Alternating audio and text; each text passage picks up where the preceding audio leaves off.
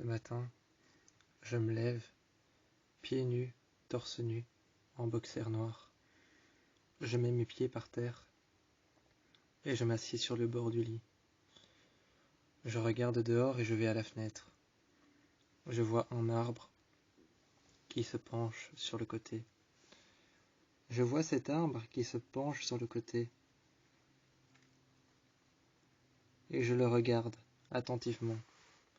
Attentivement, je regarde son tronc sur le côté. Son tronc est tellement fin que je me demande s'il n'est pas penché parce que les branches sont lourdes. Je regarde, attentivement je regarde. Son tronc est petit, il ne fait même pas la taille de ma jambe. Je sors dehors et je me mets à côté. Il y a une branche qui part sur le côté. Penchée de l'autre côté, elle monte un peu vers le haut. Je la regarde et je commence à me poser des questions. Est-ce que c'est suffisant pour l'arbre de n'avoir que 2 branches? Il y en a une qui se coupe au milieu et qui monte vers le haut. Elle est pliée un peu au milieu et elle monte. Elle s'arrête juste au-dessus. Je suis devant, debout, et je prends mes mains. Ma main droite, je la mets sur mon épaule gauche, ma main gauche sur mon épaule droite. Je croise les bras et je reste là avec les bras croisés. Je serre un peu plus mes mains sur mes épaules, ma main droite sur mon épaule gauche et ma main gauche sur mon épaule droite. À ce moment-là, mes mains sont un peu plus serrées. Je me tourne vers la fenêtre et je regarde l'intérieur de ma chambre. Je vois Chips qui est en train de me regarder. Chips est en train de me regarder et je le regarde attentivement. Attentivement, je vois qu'il est en train de me regarder depuis la fenêtre, depuis l'intérieur de ma chambre. Je regarde l'arbre une dernière fois. Je regarde ces 3 branches. Et je vois qu'il y en a une petite qui passe au travers des 3.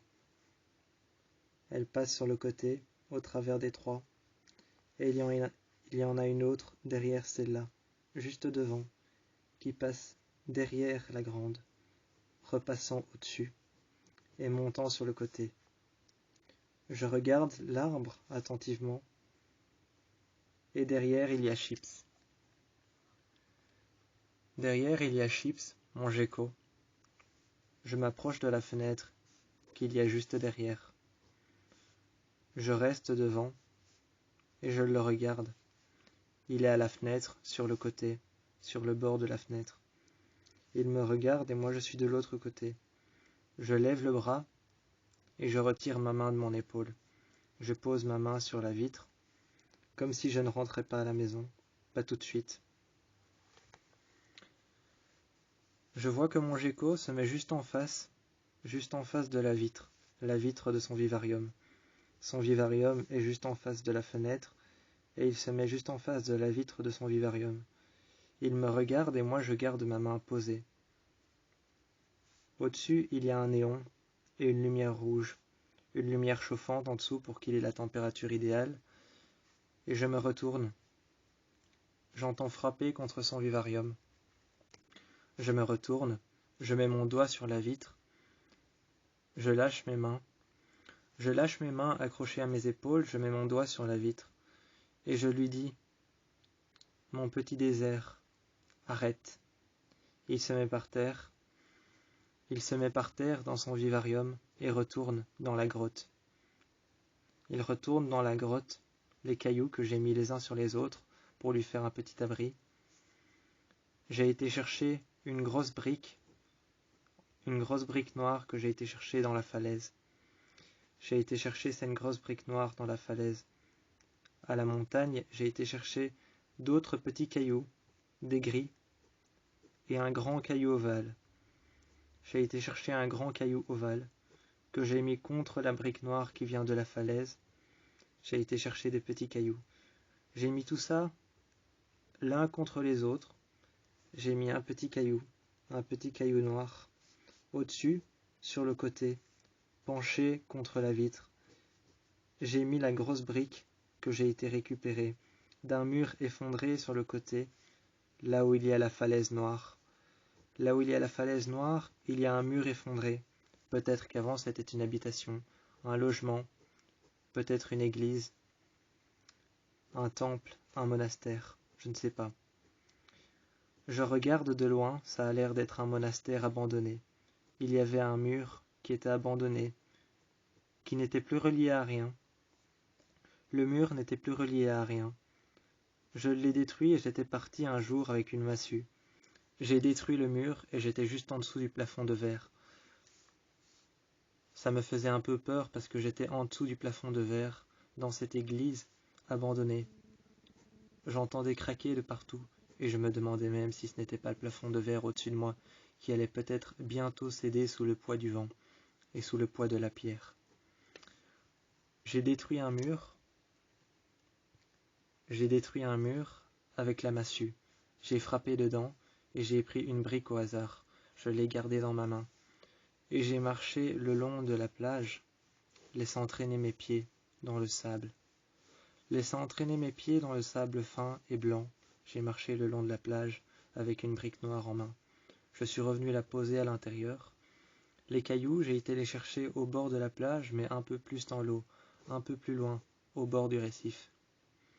Au bord du récif et au bord de la petite barrière de corail blanc, j'ai été chercher un caillou. Je suis revenu. J'ai déposé le caillou sur la plage, l'entourant d'un cercle que j'avais fait avec mon doigt pour dire que c'est le mien, à côté de l'essuie que j'avais posé par terre, un essuie noir. J'avais un essuie noir de plage, grand, de 2 mètres sur 1 mètre. De 2 mètres sur 1 mètre, ce grand essuie noir, je l'ai posé sur le sable. Quand je l'ai posé sur le sable, je voyais encore les ondulations du sable des personnes qui avaient marché. Je voyais encore les ondulations du sable des personnes qui avaient marché, les gens qui avaient marché en dessous, qui ont marché juste en dessous de l'essuie. Et quand je me suis assis par terre, je ressentais encore les ondulations des personnes qui avaient marché bien avant moi, juste en dessous de mon essuie. Mon essuie noir était posé, et j'ai mis mes mains sur le sol. Je sentais les petites vagues que faisait le sable. Je sentais les petites vagues que faisait le sable, et les traces de pas. Les traces des personnes qui s'étaient posées là avant moi, qui avaient laissé derrière eux un tracé, un chemin. J'ai regardé mon essuie et je me suis reposé, en position du lotus. J'ai mis la brique noire devant moi et j'ai mis les 3 cailloux que j'ai été chercher à la barrière de corail, près du récif. Je suis retourné aller chercher un caillou. J'ai trouvé un caillou spécial près d'une seiche. Il y avait une seiche juste au-dessus de moi, qui avançait très lentement à tel point que je pensais qu'elle faisait du surplace. J'étais dans l'eau, je nageais et je retenais ma respiration. Une seiche est passée au-dessus de moi, avec ses tentacules et sa miraculeuse carapace. Sa miraculeuse carapace, sa forme très spéciale, sa carapace miraculeuse, et derrière elle, ses tentacules, si on peut appeler ça comme ça. Elle est passée au-dessus de moi, si on peut appeler ça des tentacules. Elle les a laissés derrière, et je voyais que ces tentacules bougeaient avec le courant. Elle est passée au-dessus de moi, et elle est restée là un instant. Je crois qu'elle ne bougeait même pas. Elle est restée là, puis elle est repartie, d'un coup sec assez violent.